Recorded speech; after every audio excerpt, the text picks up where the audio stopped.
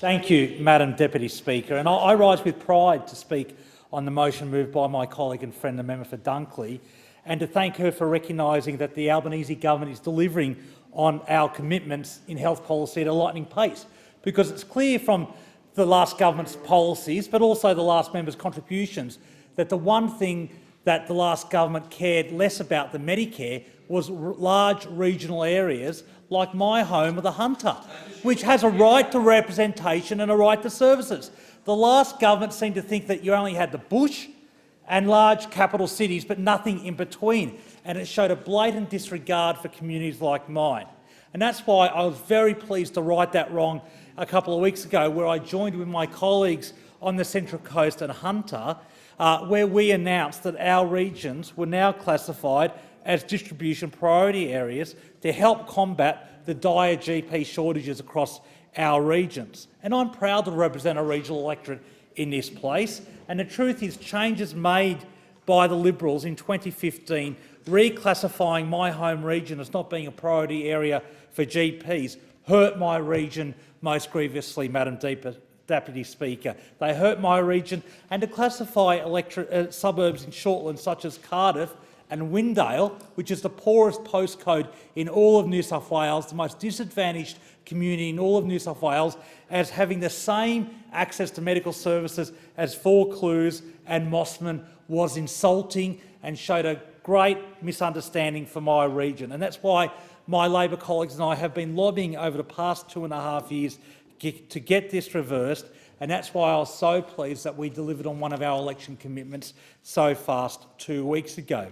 And I want to recognise the efforts and lobbying of the Hunter GPs Association, led by Dr Fiona Van Leeuwen and Dr Lee Fong. They've been passionate advocates for this reclassification, and they are working to improve all areas of primary health care.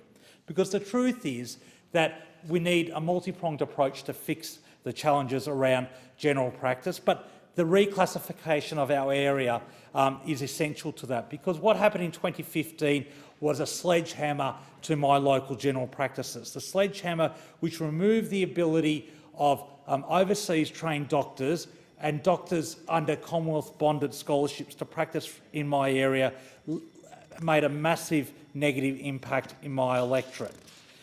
Bulk billing is one of the most cherished cornerstones of our Medicare system, and the Liberals' changes to Medicare and the GP classification has made it more difficult for people in my community to see a doctor and to see a doctor that bulk bills.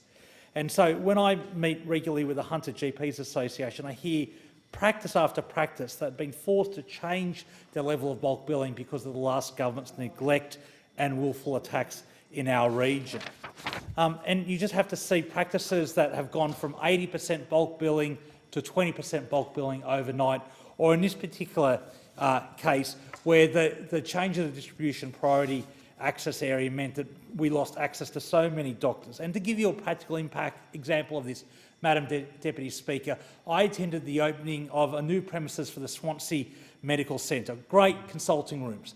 Well, because of the change of the last government, they had a consulting room completely empty every day of the week, completely empty every day of the week. They weren't open on Saturday, Sunday, and the books were closed despite the huge demand because of the lack of distribution priority area access. So this change will make a meaningful impact in large regional areas like mine, where a very significant number of Australians live, and that's why I fought for this change and I welcome it.